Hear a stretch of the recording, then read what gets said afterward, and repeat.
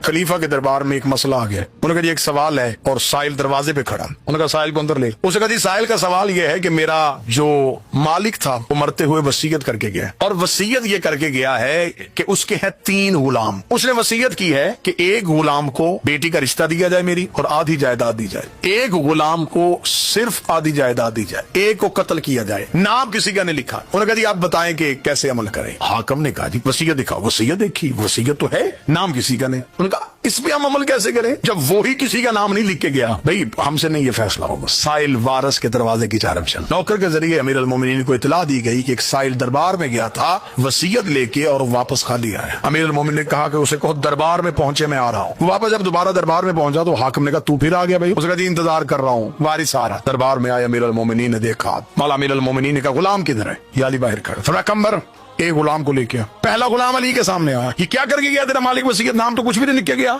ऐसी होती है वसीयत। पकड़ तलवार, कमर खोद उसकी।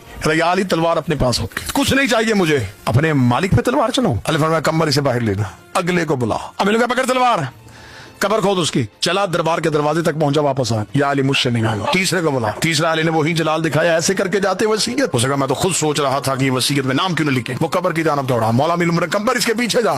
जो ही कबर खोदने लगे गिरफ्तार कर लेना। गिरफ्तार होके वापस आया। उसने कहा या अली ये क्या हुआ? फरमाया जिसने पहला इनकार किया था इसे रिश्ता भी दो, आधी जायदाद भी दो। जो आधे रास्ते से वापस आए इसे आधी जायदाद दो। जो कबर तक पहुंच गया इसे कत्ल करो। हाकिम ने खड़े होकर कहने लगा या अली इतनी जल्दी इतना आसान फैसला ऐसे कैसे कर दिया? दरबार से मरहबा की आवाजें